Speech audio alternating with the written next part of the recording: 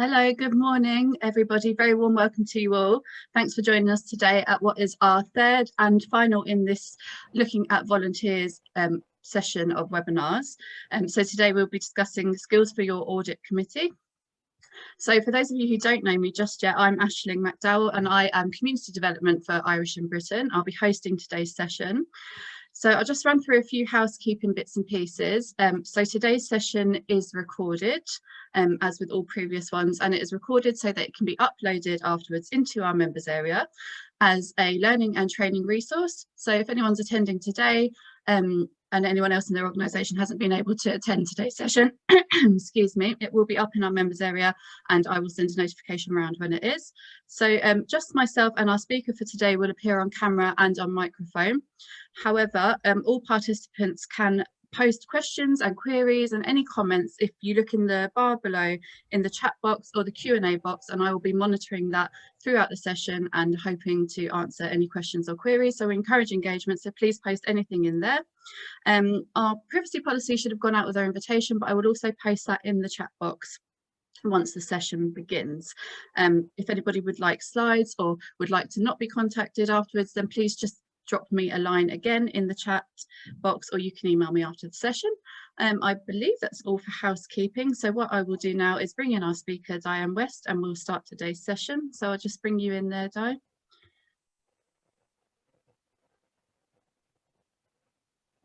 If I can just ask you to start your video and your microphone. There we go. Hello. We're live. A pop up.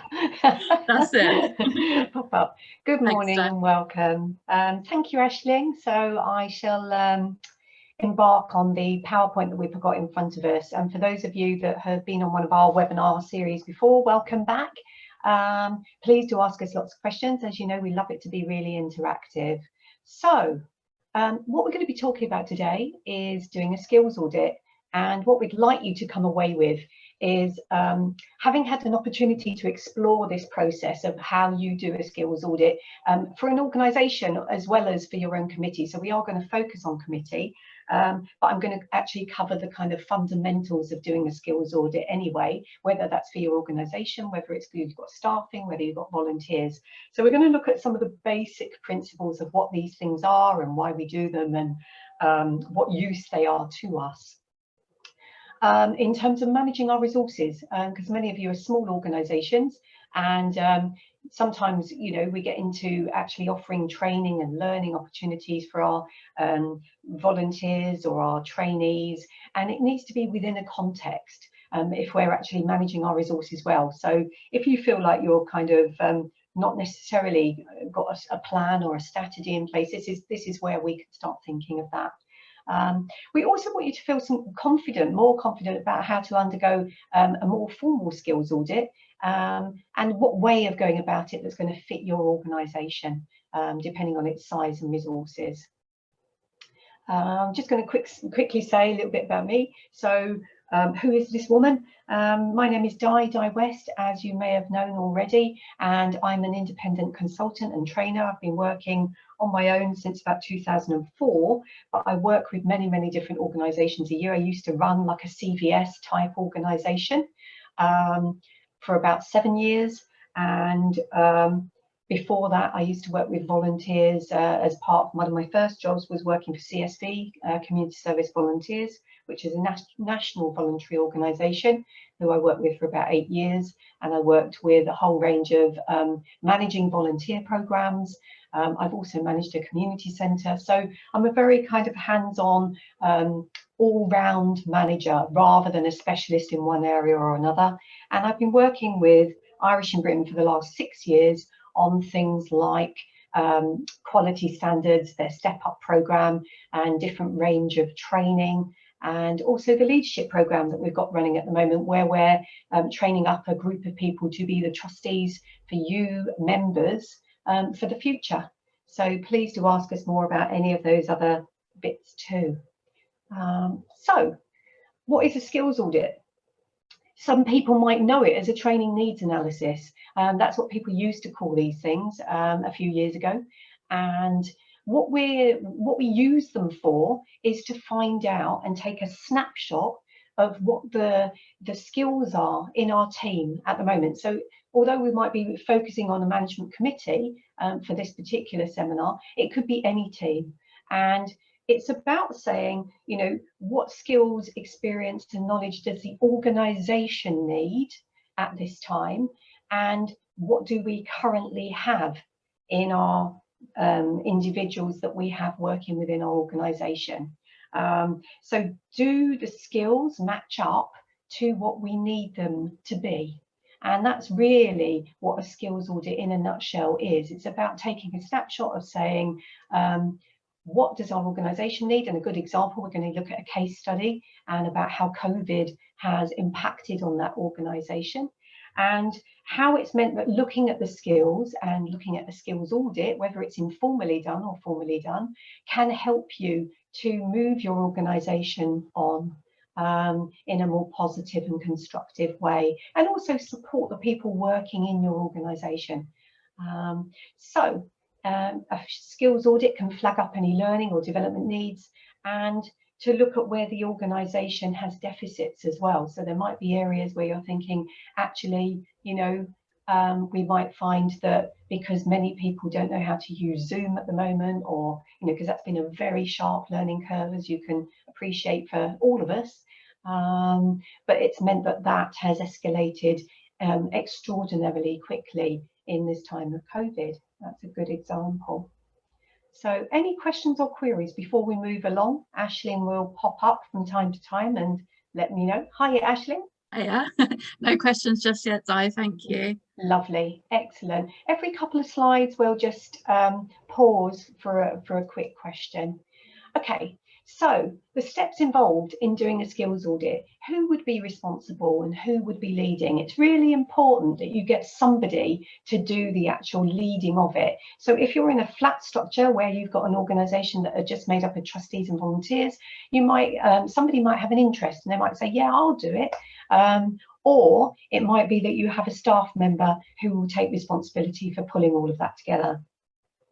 So it's really important that you get maybe one person to drive this through, and you want to do something that's going to be time limited. So you're going to say, you know, let's get an agreement that this is a good thing to do, and the agreement comes from the whole committee. So if it's just one person driving this, it tends to be something that, you know, gets little blockages along the way. But if it's something that everybody's agreed is a good idea, I'd advocate that you actually try to embrace the culture of a learning organisation, so that when people come to you, there is an expectation that you set with all your volunteers or all your staff members, that while they're with you, they're not going to walk in and be absolutely perfect. There's going to be needs for the organisation of them to fit a particular role, whether it's a trustee role or whether it's a volunteer in another aspect of the organisation.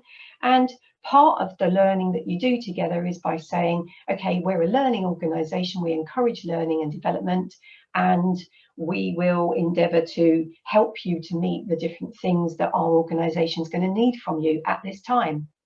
And the reason why I say that is because sometimes we get into positions where either people come in and they're expected to have all the skills ready that you need, or sometimes we have people in the organisation that may feel that they can't learn anything new. And both of those scenarios can create conflict in the organisation. And I'm sure I'm hoping that you're all sitting there saying, yes, I do agree. And I know people in our organisation who, if we had a much more learning culture and agreeing that you know, there are ways that we can help people learn best, that if we promote that culture, it's going to be best for everybody and for the organisation's benefit in the long run. Also, it's about having the best way of doing it. So with a skills audit, if you're a tiny organisation, it's going to feel very perhaps inappropriate to have a very big lengthy questionnaire or something. It might feel like you're kind of overkill. So it's for you to decide. And what I'm going to try and do here today is to give you some ideas about the best way of embarking on that, depending on the size of your organisation. So the step is, who's going to be responsible? Getting an agreement across the organisation. agreeing the best method and way of doing it, and then going about collecting the information. The next bit would be writing up of the findings, planning of resources and training plans. So for example, if you found that everybody needs to do a session on Zoom, then it maximizes your time if you all do it together. And if you have any money, so the planning of resources, you could say, okay, we're going to spend our money this year on the priority of getting everybody skilled up on Zoom. But it might be that there's only 1 or 2 people that feel that they're not so confident on that medium. And so therefore you deal with that very differently depending on whether their role in the organisation needs them to be able to do that task. Okay, so the overview then of the steps is the writing up of the findings of what you need to do, planning of resources, what are you going to put money behind, or if you don't have money, what are the different ways that we're going to do that. Applying to individual learning plans, so then looking at each person and saying, okay, do I need to be doing that? Does the chair need? Does the treasurer need? What do different people need within their role as the organisation? And then looking back at the end of that process, whether this has been a good way for you to have actually done that skills audit. So the review at the end is more about saying, oh, next time, should we try and do a mini questionnaire? Should we do verbal consultation? So that's about reviewing the actual process. And I wanted to give you very early on the steps involved so that we can come back to that a little bit later. Okay, so in terms of the methods of undertaking the skills audit, what you might want to do is to dovetail things that you already do. So if you have induction with people, if somebody joins the organisation, these are all really good times and places where you can begin to weave in doing a skills audit. It doesn't have to be a standalone questionnaire that you kind of just say, right, okay, let's just ask everybody at any one time. It can be informed by things like induction, things like appraisals, or supervision, or one-to-ones. If you don't have a supervision or one-to-ones in the organisation, you might want to talk about whether that's going to be of use to you. And if you've been to one of our seminars earlier in the series of volunteer managing, we've always advocated doing one-to-ones or support sessions, or whatever words you want to use to describe that. If it's a board and a committee, you might want to have buddying up. And you might want to have one person that is responsible for doing those one-to-ones, or you might want to say everybody buddies somebody else. So a newer person is buddied up with somebody that's been on the committee for a while. And what you then have is a brief where you're saying, can you discuss any particular things that learning needs that that person might have to help them in the organisation and to feel more comfortable more quickly in their role as trustee. So it's about how you do that and what's most appropriate for you. I'm just going to ask if there's any questions there, but while I'm finishing off that slide, Aisling. Hi, Di, not just yet. There aren't any. Okay, lovely. I'm monitoring now. Great, thank you. So then the appraisals could be a good way of actually undertaking that. They normally happen either after 3 months if you've got a staff member and you've got a staff team, or if you've got volunteers that have a 1-month review or a trial period. Depending on what you have in your organisations, you could be piggybacking those opportunities as ways of informing your skills audit. Team day or planning events, these are really, really good ways of saying, so if there's a little slot in your planning day, or if you have an away day each year, you could say, how have we found this year? What are the strengths of the board at the moment? What are the weaknesses of the board at the moment? Again, you're not then addressing one particular person, but you're looking at a team of people or a range of people and you doing it together. So these are different ideas about how you can assimilate that within the organisation. Committee meetings, you might want to actually have an agenda item at the end every 3 months, or you might want to have a whole session just on doing what does the board need at this time. So When I'm actually bringing this now to the committee, so we were talking about skills audits as a general concept, and I'm tying it in as we go to the committee. So just for those of you that are a little less familiar, I'm sure a lot of you are familiar, but technically the committee members are the people who are responsible for the organisation and all of its delivery of services day to day. And they're known as trustees if you're a charity or a committee or a board. And the terms that are used would describe the same difference, basically. And then what I'm trying to find now is the areas of responsibility. So committees are responsible for all the activities and service delivery, as we said, the assets and buildings that you might have, the people, the staff, the volunteers, the finance, the funding and the funding strategy, the marketing and information management, and that's become quite big recently. So if we was to take some examples of the kinds of things that your board are going to need to know about, and we run through that list, there's a quite exhaustible list of things that we need them to know about. So for the activities, it might be that your board need to know about safeguarding if you're working with vulnerable adults or if you're working with children. Assets and buildings, they're going to need to know about health and safety, and about whether insurance is covering and you've got the right levels of insurance, about the differences between professional indemnity insurance and all those kinds of areas, about people management and about HR, so whether that's good practice in management of volunteers, and again, the difference between the offer that you have for your volunteers and that of staff if you have them. You might need to know some legal stuff, whether that's about an employment law, which is involving the people side of it, or it's about running your charity and it might be company or charity law.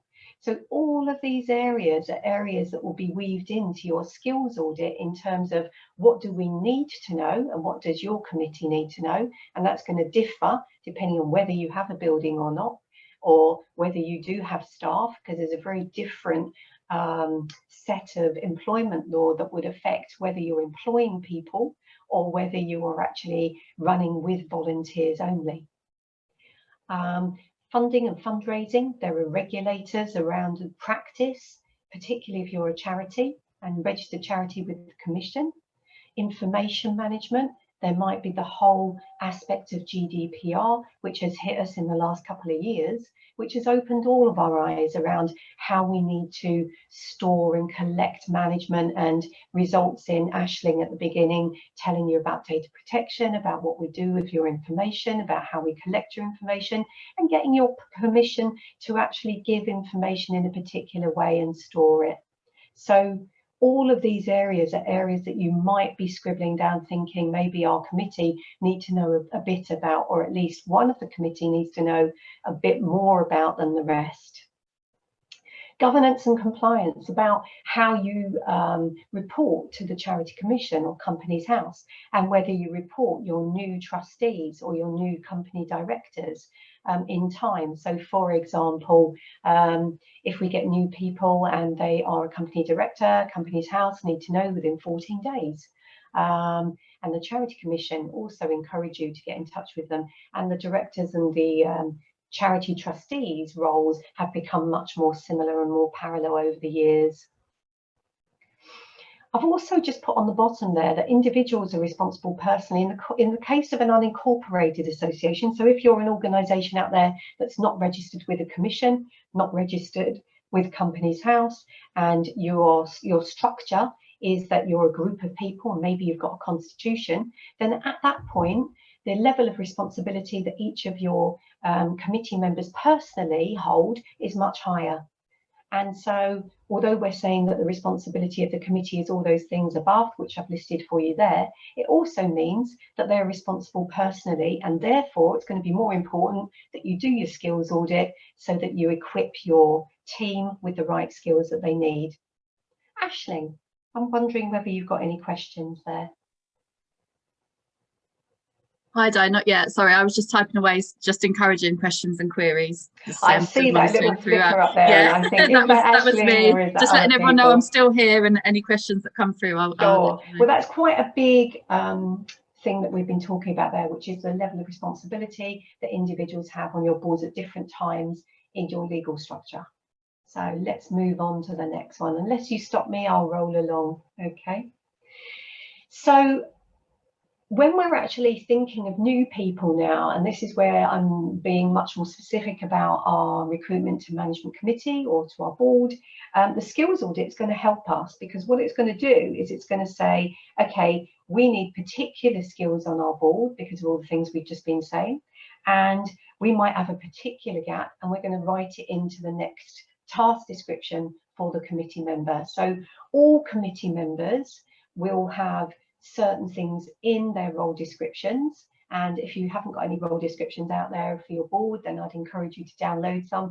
They're either available from the Irish and Britain members website, or you can find them on the internet, NCVO is another place you can get that, examples, and then you would tweak them as to how you would feel that they're best fitting your organisation.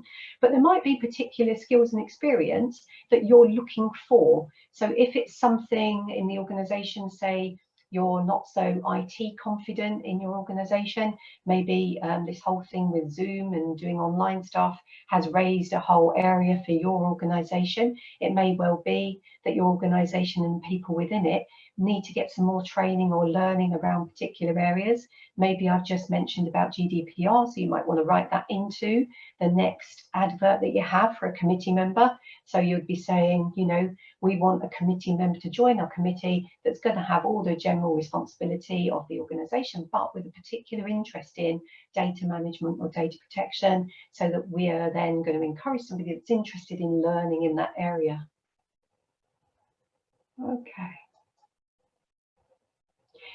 Okay, the main people we're talking about then on our committee are the general committee members, and then you've got the key officers. Usually you've got your chair, and they again might need to have particular extra skills.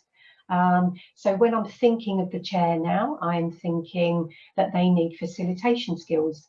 They need to be inclusive. They need to have good chairing skills, which is actually running the meetings and moving things along and making sure everybody is included and making sure everybody has a voice in the meeting. Also making sure that people are not allowed to speak too long, because obviously that means that one of the common problems we have is where committees go on in terms of their meetings might go on for, you know, much longer than you would want them to. And that's again down to the chair to be very you know, skilled at actually facilitating the session and moving people along, and whilst at the same time looking after and making sure everybody has a say.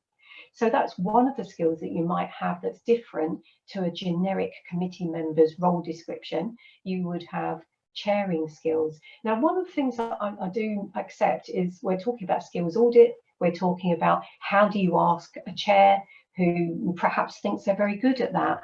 And actually what you're going to be doing is trying to flag up the fact that they might need some extra support in that area because everybody else may not agree that their skills are as strong as they might think they are. So those are the kind of delicate issues that can be, you know, can come up and that are quite tricky to deal with when you're looking at skills audit. But again, if you get the organisation into doing skills audits on a regular basis, it becomes not something that is done every now and again, but, you know, comes up from time to time. Everyone becomes a bit more accepting about saying, okay, yes, no, I you know, there are some areas that I need. Nobody's going to be perfect. Nobody's going to come in with a whole set of skills that, you know, is going to be absolutely excellent on day one. Aisling. Hi, Di. Just in terms of sort of regularly or semi-regularly, how often would you sort of revisit the skills audit? Would you say annually, or? I'd say an annual one is a good point of call when you've got quite a small organisation, but then I'd also, so you'd get to the point of having a whole annual plan that you have for the organisation as a whole. So each different tier of the organisation, although we're talking about committee here today, I'd probably, if it's quite a small organisation, aim to have a plan for learning for the different bits of the layers in the organisation. So some for the committee, some for the volunteer teams, or if you have a staff member or a staff team and then the volunteer teams underneath that. And then I'd probably feed into it, once it's established as a plan, you could then feed into it with all the other things we were talking about, such as induction. such as appraisals, such as the one-to-ones. And it's where you've got that central holding place that somebody keeps an overview of where the learning's happening and what the learning is, that you can pick up. Say more than 3 people need to do first aid, then actually you could do them as a group together, and that maximises your money rather than everybody going off individually and doing a bit of learning. Doing their own. Fabulous. One thing I'd also flag up is, with volunteers, it's really important that you're only training volunteers for the role that they're in. And so what we're not saying is the skills audit is going to throw everything in the kitchen sink and then you're going to train everybody on everything. That's not what we're saying. What we're saying is a skills audit should help you tailor-make and prioritise the learning in your organisation to make a decision about what's the most urgent, and to actually, where you do want to either put into bids a bit of extra money for learning and training, then it starts feeding the skills audit and the plan for the year. Right. Does that make sense? Absolutely. Thanks, Di. Okay. So with the different officers, then you've got the chair, we've already said, that has to have diplomacy skills, but also facilitation skills that need to be very strong. The treasurer, of course, has to have skills around, or willingness to work with figures and enjoyment of figures. Well, enjoyment might be a bit of a strong word. I hear you obviously chuckling out there. But some people love finance and love figures. And so your treasurer, you are going to be needing to have somebody who can give you confidence that they have the whole kind of, doing the budgets, working out some of the project budgets and tracking the project budgets. Maybe somebody who enjoys doing QuickBooks or digital packages. Again, depending on how big your organisation is, you might do manual books. If you're quite small, you might have a digital, whether it's QuickBooks or whether it's Sage 950. And that, again, can be quite a learning curve if the organisation's moving to digital books, and helping to understand the accounts is something that all of the committee are going to have to do, because when the treasurer comes to the meeting and says, right, this is where we're at, everybody else needs to be able to understand what's in front of them. And so that's a common area where the management committee can learn together to say, how can we do non-finance finance training in terms of understanding our accounts. And again, depending on what type of organisation you are, will depend on what kinds of accounts you're producing. So if you're a very small organisation, you might be doing simple accounting with income and expenditure and doing reconciliation of your bank account, or you might be doing accruals counting if you're a registered company in charity, and that will look quite different when you do the printouts of your treasurer comes to the board. And all of those are going to need something, help regular training for when people come in. They might not necessarily understand finance if they're coming in as a regular committee member. With your minute taker, and I say not necessarily secretary, because sometimes you have a secretary who is a minute taker, but since 2010, companies law meant that we didn't have to have a secretary on the board, so you might have a secretary or you might not. But also you might have a minute taker, and there's quite an art to doing minutes. And when we talk about minutes, whether you're a charity, the kind of minutes we're talking about is not necessarily the minutes we're talking about if you went to a court proceeding. So where you go to a court and it's verbatim minutes, he said, I said, she said. What we're talking about with organisational minutes here is doing a minute of, we discussed this, we agreed that, and Diane's going to do this by next week. So it's a really capturing a very, very specific type of minutes. And I just want to flag up that we did a webinar on minute taking, I think, a while ago. And again, look at some of these resources. We're touching on all sorts of areas here, and Aisling will be able to direct you to the website to be able to download some of the ones you might have missed. I'm just going to ask you if you've got any questions there about the team. So what we're saying there is that all the different roles, apart from a general role of committee member who's going to need information around reading, the finances, company law, charity law, maybe, project information, those are things that regularly everybody's going to need. But on top of that, those different roles are going to need specific things. Any questions? Hi, Di. Sorry if you've covered this already. In terms of sort of doing the audit, do you have any kind of I suppose, opinions either way as to whether it's better to give it to individuals or whether it's an idea for the chair to do it in an appraisal scenario. Does that make sense?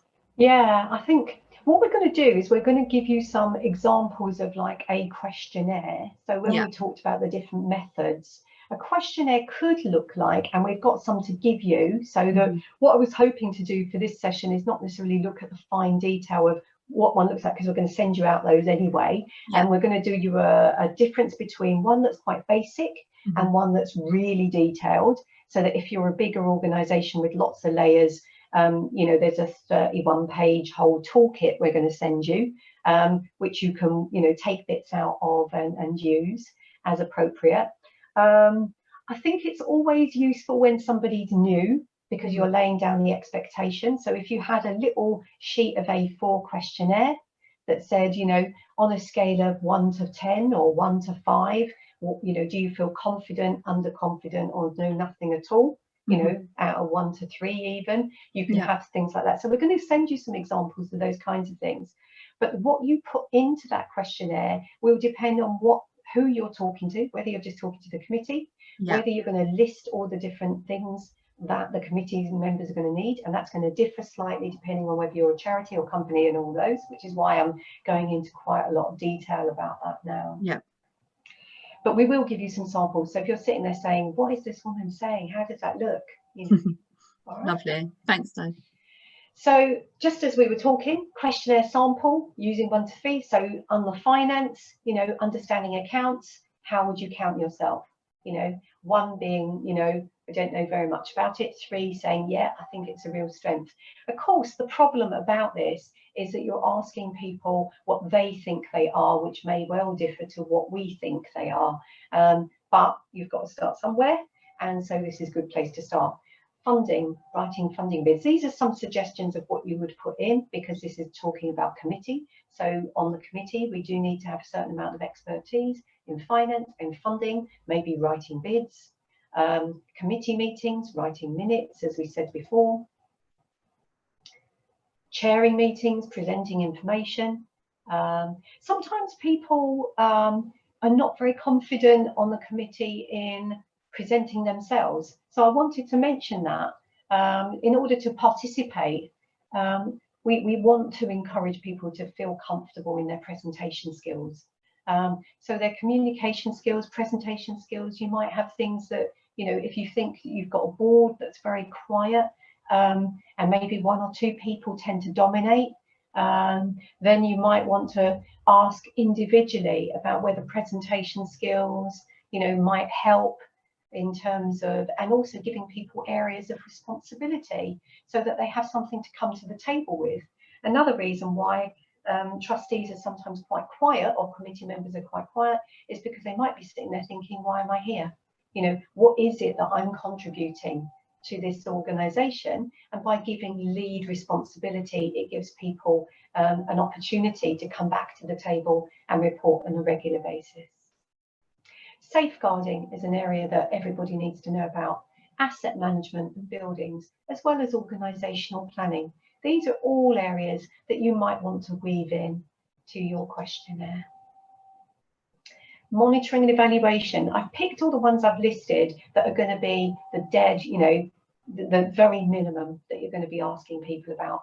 Monitoring and evaluation of work or impact of the organisation has become a lot more important over the years. Even very small organisations need to be able to demonstrate their evidence of need, why they're needed by the communities they serve, how we are measuring whether we're doing a good job or not.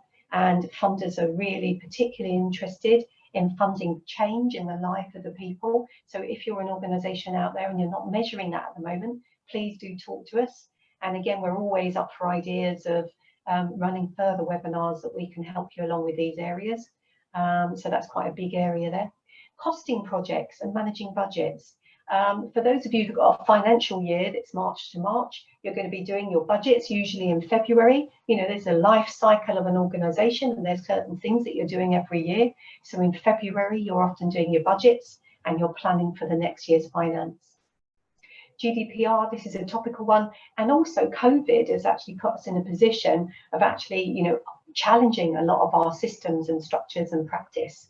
And I'm going to give you a case study in a second, so I won't mention that for a minute. So any questions around any of that? Okay. I'm just seeing whether Ashley. Sorry. Yeah, you're all right there? I was clicking away there. No questions just yet, Sure. Di. Thank you. Okay, lovely. Excellent. Okay, so all I've got there is flagging up about the delicacy about doing skills audit with committee. With a committee, you're sometimes involving people that have already got many, many years of experience. And so it's about how we manage that. And I say, you know, because skills audit can seem quite insulting if we're kind of not thinking about how best to involve it in our organisation. You might get some committee members who say, well, I've been doing this for 50 years, you know, I know everything there is to know about X or Y or Z. And so it's about trying to weave it into the organisation at a time that's appropriate for you, but is also going to help you use your resources better in the longer term and also enable you to learn together. Sometimes it's hard for those people that have been around for a long time and that are already very, very skilled to actually say when there is an area that comes up, such as GDPR, such as you know, health and safety of the building, and you know, all of those things have come to light suddenly, and if they've been a pillar of knowledge and font of knowledge for a long time, it makes it very hard for them to you know, admit that there's areas that they need to learn on. Skills audit, if it's done across the organisation and if it's done on a regular basis, actually takes away some of that problem, but you do have to get it going in the first place. Okay, so organisational considerations then. And I keep mentioning this, it's about the organisation's commitment to continuous learning and supporting its staff or volunteers, and your current organisational needs, which might change. So if you was to look at organisations last year, there was no need for everybody to be able to operate Zoom. This year, it has been much more important. Otherwise, it would have meant that people will be sitting at home and not talking to their colleagues unless they were using the telephone. So that's a really clear illustration. And another example that I'm just going to talk about here is a community centre that I was working with. And with the COVID crisis, it flagged up a whole range of areas that there was a need to improve the skills within the organisation that we hadn't had before. So, for example, everybody, we locked the community centre down. We had to look at the way the building was being managed and kept secure. On the opening of COVID, we had to learn about safe management of that building and the health and safety of people beginning when it was opening again, and now it's closed again, of course. But when we were beginning to open, about how that could be managed in the most appropriate way. And it led to us revising a health and safety policy, for example, and sharing that throughout the organisation. The increased need for digital delivery, of course, and some of the regular classes that were happening as part of that community centre. So there was a group of people being supported through Keep Fit, and the tutor expressed an interest in moving it online so that the whole group of people could maintain their social networks. And these were working with older people. Most of the people were over the age of 70. And so there was a vested interest in us moving that whole Zoom online, but then also supporting some of the people to find out how they could do that, and the tutor, because the tutor hadn't used digital media before. And so then we ended up using the hall to run the Zoom class from, but the only person that was in there was the tutor. But then it raised whole issues as well about lone working and about having someone else there while they were there. And so there was a whole range of learning around this whole change that the organisation didn't have before. There was also some concerns around data protection and around sharing of information. You know, when people were being invited to the Zoom sessions and how broad that was. So that was a revision there that we had to look about data protection before we could run that class, and about how we stored that information. We also had to learn quite a lot around the management of staffing, of course, through furlough, and also maintaining and managing people when they were working at a distance.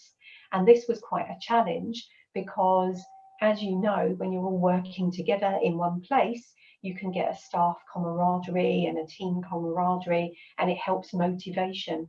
So helping to manage motivation of staff and volunteers during COVID has been quite a challenge for that organisation when people are at a distance, and when they're sitting at home, it's been quite a challenge for those people to ensure that their productivity when they're staff, and obviously when they're volunteers, about keeping morale high.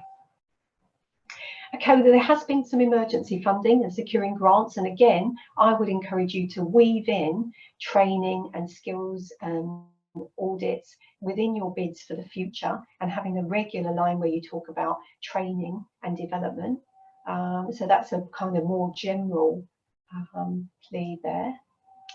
And just before I go on to talk about this plan, are there any questions or any examples that you want to bring to bear that we can answer any questions for you? There isn't anything just yet, no. Okay, lovely. All right.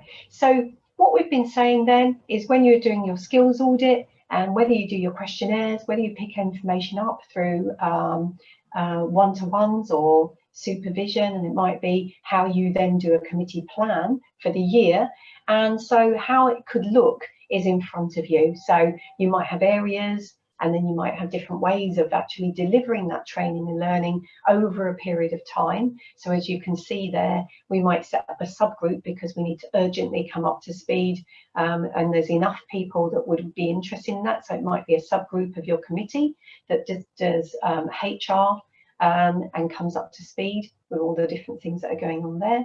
You might run a one-off Zoom training, or one-to-one Zoom training. If somebody's very confident, they can go through the committee and help people individually. Alternatively, you might have on the finance side, you might do the budget together, and you start talking about that earlier and helping, make sure that everybody's on board with that, and then they sign off by March, which will be the new financial year. Okay, I'm going to stop there to see if there's any further questions, and I might try and show you already. If we don't have any questions, I can show you while Ashling's coming on there. Hiya. We don't have any questions, Di, no. Okay, what I'm going to do is I'm going to see whether or not, can you see that, Aisling? Certainly can, yep. Oh, well Perfect. done us. We've tried this before and it's not always worked so well. But what I'm going to do here is I'm going to share with you, this is the 31-page document that I'm going to send you out afterwards, which you can pick different bits and you can change the bits, you can go and alter bits. This one's talking about an organisation that's a bit bigger and where there's maybe a line manager and there's staffing, but for this particular session we're looking at how we're supporting our committee in particular. And so some of the things you might want to have, whether it's your questionnaire and you want to, this is a one that you could use, you could take bits out of this. And as you can see there, I don't know if you can see my little hand, it's talking about the management skills and the people skills that the committee are going to need. So that could include leadership, staff supervision, teamwork, team building. Gives you lots more ideas in there. Okay.